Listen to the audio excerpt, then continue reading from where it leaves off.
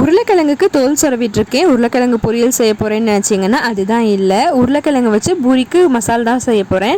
உருளைக்கிழங்கை தோல் சொரவிட்டு இந்த மாதிரி சின்ன சின்ன துண்டாக கட் பண்ணி கொஞ்சமாக தண்ணி ஊற்றி அடுப்பில் வச்சு 2 விசில் விட்டுக்கலாம்.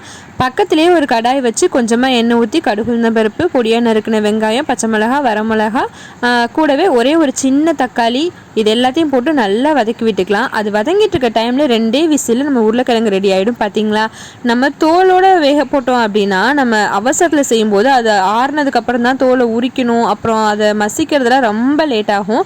இந்த மாதிரி நீங்கள் தோலை உரித்து கட் பண்ணிட்டீங்கன்னா 2 செகண்ட் தான். நீங்கள் வெங்காயம் தக்காளி வதக்கிறதுக்குள்ளார உங்களுக்கு உருளைக்கிழங்கு ரெடி ஆகிடும்.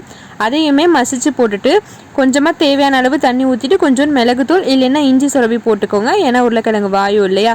ஃபைனல் டச்சாக 1 ஸ்பூன் கடல மாவில் கொஞ்சம் தண்ணியை கட்டி இல்லாமல் கரைச்சிட்டு இந்த மாதிரி மசாலாவில் ஊற்றி நல்லா கொதிக்க விட்டுட்டு கொத்தமல்லி போட்டு இறக்குனீங்கன்னா சூப்பரான பூரி மசாலா ரெடி. ட்ரை பண்ணி பாருங்கள்.